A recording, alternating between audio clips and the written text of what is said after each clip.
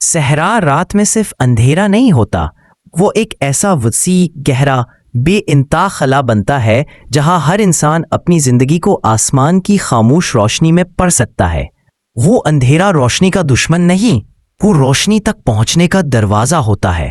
ریت کی موجیں جیسے صدیوں کی یادیں سنبھالے بیٹھی ہوں، ہوا کی لے جیسے کسی گمشدہ عشق کی آخری سانس، آسمان کے ستارے جیسے ہزاروں دروازے، ہر دروازہ کسی سوال کی آنت ہو اور ہر سوال کسی ٹوٹے ہوئے دل کی گونج۔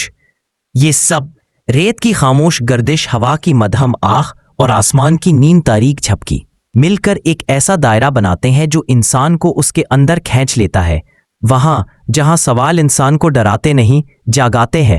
اور وہ وہی مقام تھا جہاں سلیمان پہنچا تھا۔ وہ درخت وہاں ایک معمہ تھا، ریگستان کا نگہبان، تاریخ کا حافظ اور انسان کے اندر کھلنے والے رازوں کا شاہد۔ اس کی جڑیں ریت میں نہیں تھیں، وہ وقت میں تھیں، وہ انسانی درد میں تھیں، وہ ان کہی کہانیوں میں تھیں۔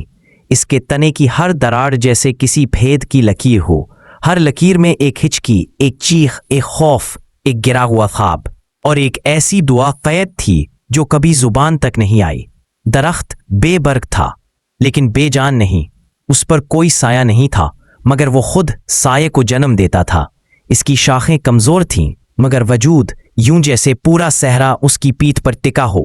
وہ صرف ایک درخت نہیں تھا، وہ انسانی حقیقت کا دروازہ تھا۔ سلیمان کے پاس سب کچھ تھا سوائے خود کے۔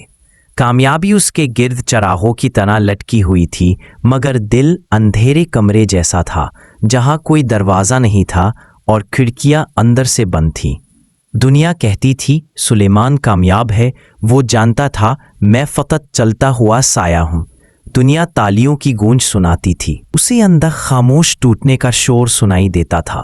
دنیا اس کی مسکراہٹ دیکھتی تھی، وہ اپنے اندر کے زخم دیکھتا تھا جو چھپاتے چھپاتے اس کی نظر دھندلا گئی تھی۔ وہ شہر سے بھاگا نہیں تھا، وہ اپنے دل میں جمع بوجھ، خوف، دکھ، تھکن اور سچائیوں کے سمندر سے بھاگتے بھاگتے قدرت کے بلانے پر صحرا کی آغوش تک آ پہنچا تھا۔ سلیمان درخت کے پاس پہنچا اور جیسے ہی اس نے تنے کو چھوا، چاندنی ہلکی سی لرز گئی، ہوا چند لمحوں کے لیے رک گئی، ریت جیسے دم سادھ کر ٹھہر گئی۔ وہ چھال خشک نہیں تھی، وہ زندہ تھی، دھڑکتی ہوئی جیسے صحرا کا دل ہو۔ پھر سرگوشی، کوئی آواز نہیں لیکن آواز سے زیادہ واضح۔ تو بہت بھاگا ہے سلیمان، لیکن اپنے آپ سے کون بھاگ سکتا ہے؟ سلیمان کی ریڑھ کی ہڈی میں ٹھنڈ کی لہر اتر گئی، اس کے ہونٹ کپ کپائے، آنکھوں کے پیچھے وہ جلن جو برسوں سے دبی ہوئی تھی امڑ آئی۔ درخت نے پھر کہا، اندر چھپی ہوئی قبر کھولنے کی ہمت ہو تو ہم اس پر نئی زندگی کا دروازہ کھولتے ہیں۔ یہ جملہ سلیمان کے اندر ایسے گرا جیسے بجلی گرتی ہے اور اندھیرے کو لمحوں میں چیر دیتی ہے۔ سلیمان بیٹھ گیا، زمین پر نہیں، اپنی ہستی کے سامنے۔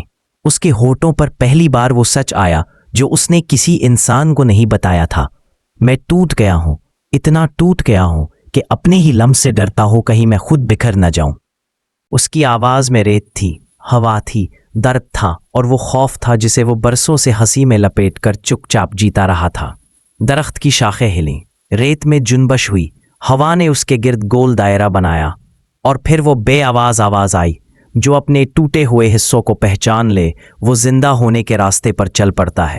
تو آج پیدا ہوا ہے سلیمان۔ سلیمان رویا، ہچکیوں کے ساتھ، کمزوری کے ساتھ، ریا کے بغیر اور پہلی بار آزادی کے ساتھ۔ جب پہلی روشنی صحرا کے خالی بازوؤں پر گری، وہ سیدھی سلیمان کے دل میں اتری۔ وہ اٹھا، بوجھ سے نہیں، روشنی سے۔ وہ وہی شخص تھا اور پھر بھی بالکل نیا۔ درخت خاموش کھڑا تھا مگر اس کی خاموشی اب پیغام تھی، میں نہیں بدلا، تو بدل گیا، بس یہی معجزہ کافی ہے۔